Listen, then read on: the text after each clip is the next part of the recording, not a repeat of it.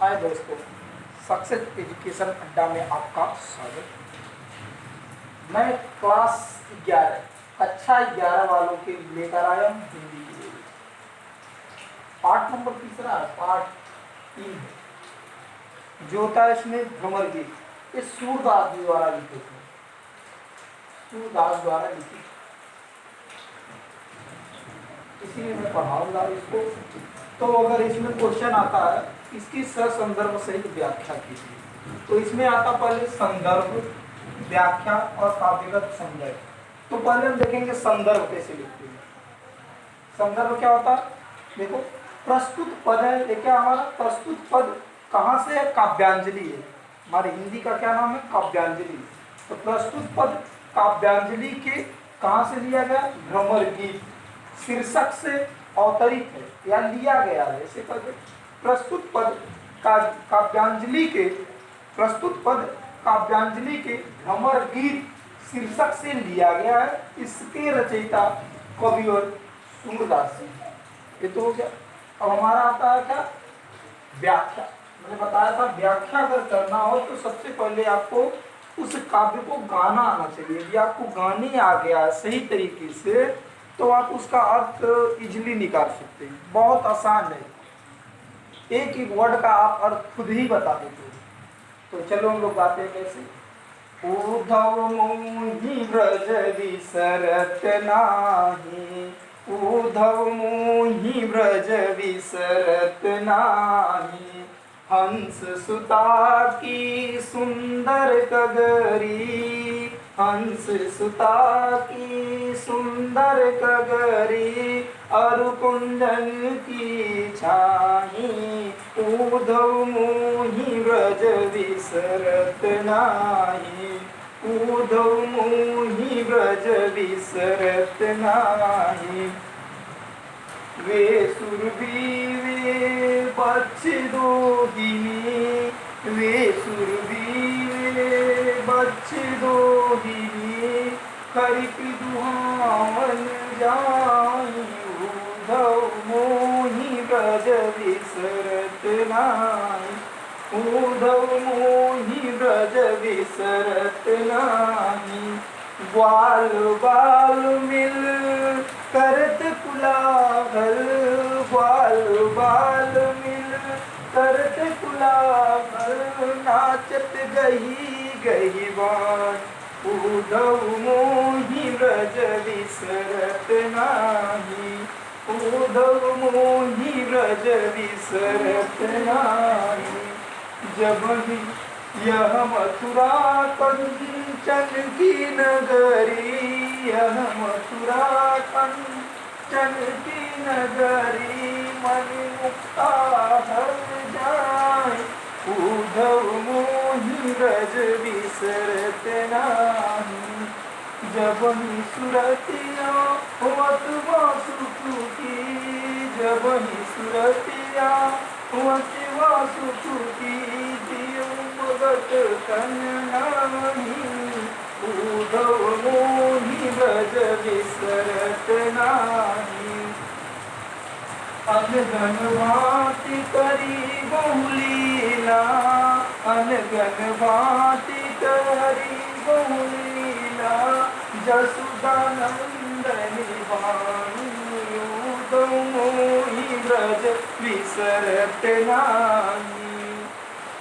सूरदास प्रभु रही मोन हो, सूरदास प्रभु रही मोन हो, यह कहीं कहीं पछताही, उद्धव मोहि ब्रज विसरत नाही, उद्धव मोहि ब्रज विसरत नाही। भगवान श्री कृष्ण से वो मथुरा चले गए। मथुरा में उद्धव जी थे, वो उद्धव जी से कहते हैं कि हे उद्धव जी, मुझे ब्रज कभी भुलाता नहीं, मैं उसे भूलना चाहता हूँ लेकिन वो जबरदस्ती ही मुझे याद आता है। तो यही सब इसमें सूरदास जी लिख दिए। कैसे? उद्धव, हे उद्धव, भगवान श्री कृष्ण उद्धव जी से कह रहे हैं, मोहि मतलब मुझे, ब्रज मतलब ब्रज, गोकुल विसरत मतलब भुलाता, यही मतलब, ना ही मतलब नहीं। हे उद्धव जी, मुझे ब्रज भुलाता नहीं है।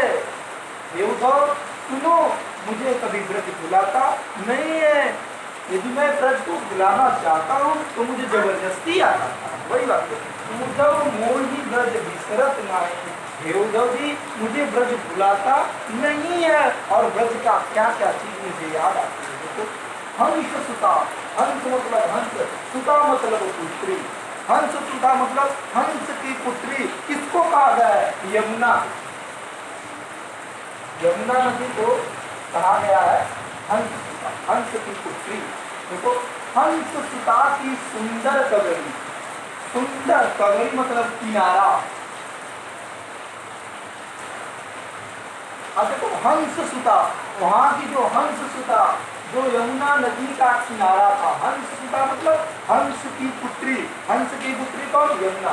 अर्थात यमुना नदी का जो सुंदर किनारा था वो मुझे अब भी याद आता है। मैं उसे भूलना चाहता हूँ लेकिन भूल नहीं पाता हूँ। और क्या? और मतलब और कुंजन की छाई। यहाँ कुंजन किसको कहा गया है?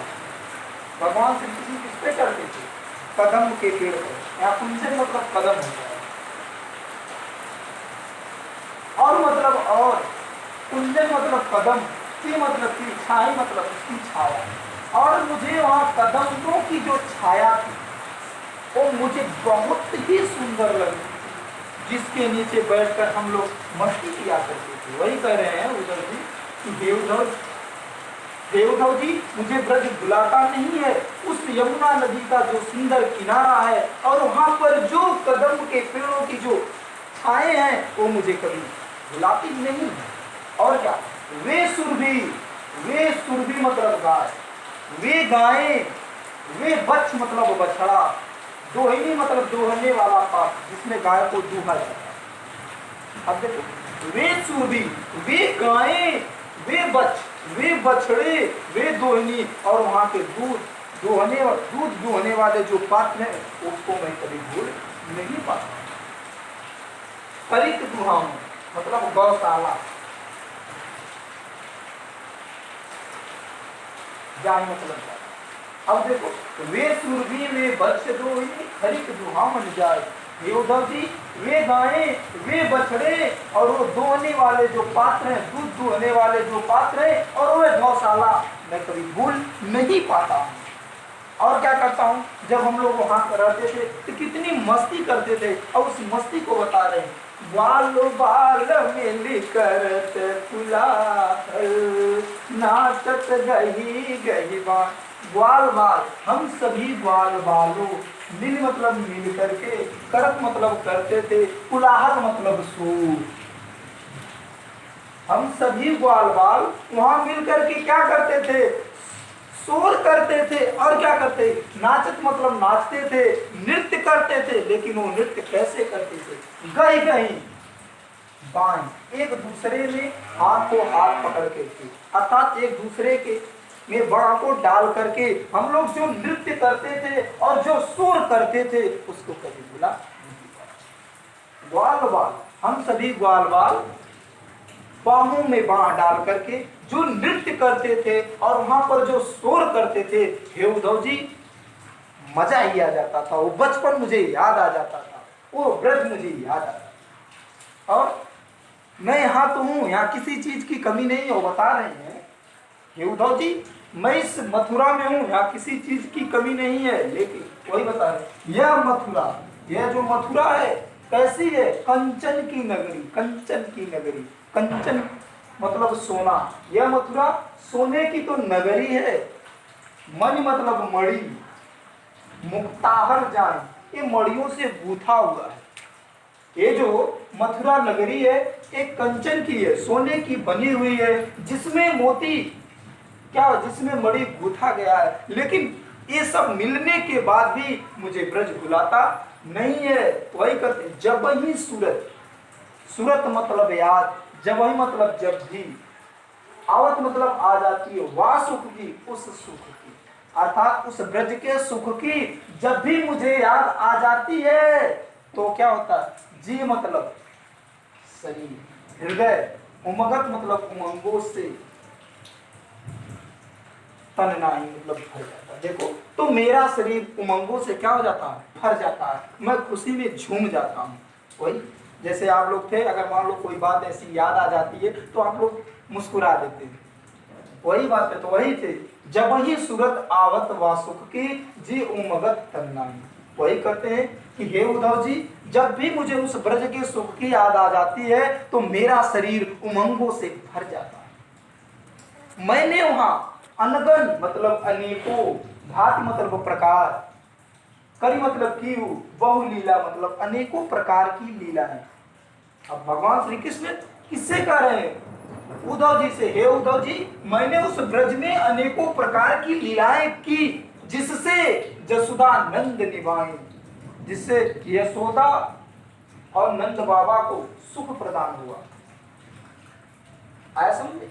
मैंने वहां ब्रज में अनेकों प्रकार की लीलाएं की, जिससे मां जसोदा और नंद बाबा को सुख प्रदान हुआ। या मतलब उनको हम सुख दिए अपनी अनेक लीलाओं का। जैसे मान लीजिए आपके घर में कोई छोटा बालक है, कोई लीला करता है या तो चलने में गिर जाता है, तो उसको माता पिता उसका क्या लेते हैं, आनंद लेते हैं, उससे सुख प्राप्त करते हैं। तो वही वो कृष्ण भगवान कर रहे हैं, मैंने ब्रज में इतने प्रकार की बहु लीलाएं की, अनेकों प्रकार की जो लीला की थी, उससे माँ जसोदा और नंद बाबा बहुत ही सुख पाए। और क्या कर, सूरदास प्रभु रहे मौन हो। सूरदास जी कहते हैं कि मेरे प्रभु मौन रहे, मतलब मौन हो जाते हैं। इन सब बातों को सोच करके मेरे प्रभु मौन हो जाते हैं, और यह कहीं कहीं पछताएं, और यह कर करके पछताने लगते हैं कि मैंने मथुरा आया ही क्यों। उन्हें ब्रज में इतना अच्छा लगता था, और ये कर पछताने लगते हैं कि मैं इस मथुरा में आया ही, मुझे तो ब्रज में होना चाहिए। आज समझ देख लो, उद्धव मोहि ब्रज विसरत नाही। हे उद्धव जी, मुझे ब्रज भुलाता नहीं है। हंस सुता की सुंदर कगरी, उस यमुना नदी का जो सुंदर किनारा है और वहां पर उपस्थित कदम्ब की जो छाया हो, इसे मैं कभी भूल नहीं पाता हूँ। वहां की जो गाय थी, वहां के जो बछड़े थे, और वहां के जो दूध देने वाले पात्र हैं, और वहां की गौशाला, मैं इसको कभी भूल नहीं पाता हूँ। मैं वहां से भी ग्वाल बाल मिलकर के कुलाहल करते थे, और एक दूसरों में हाथों में हाथ डाल करके मैं नृत्य करता था, इसको मैं कभी भूल नहीं पाता। यहाँ यह मथुरा कंचन की नगरी, ये जो है मथुरा, ये सोने की बनी हुई है, जिसमें मणि गूंथे हुए हैं, लेकिन फिर भी मुझे यहाँ अच्छा नहीं लगता। जब भी उस सुख की, जब भी मुझे उस ब्रज के सुख की याद आ जाती है तो मेरा शरीर उमंगों से भर जाता है, मैं बहुत ही खुश हो जाता हूँ। मैंने वहाँ अनेकों प्रकार की लीलाएं की थी, जिससे माँ जसोदा और नंद बाबा को बहुत ही सुख मिला था। सूरदास प्रभु रहे मौन हो, यह कहीं कहीं पछताएं। सूरदास जी कहते हैं कि मेरे प्रभु यह कहके मौन हो जाते हैं और पछताने लगते हैं कि मैंने यह मथुरा आया ही। ये हमारा व्याख्या आया समझ।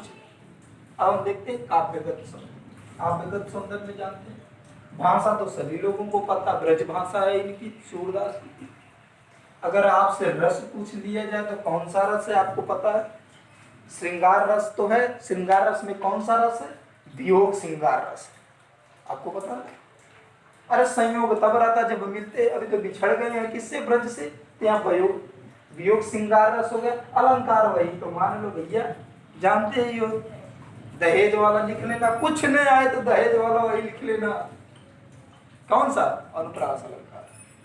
अगर आपको ये वीडियो अच्छी लगे तो जरूर से जरूर लाइक, सब्सक्राइब और शेयर जरूर कर देना। अब मैं आप लोगों से मिलूंगा नेक्स्ट वीडियो में। ऐसे थैंक यू, धन्यवाद।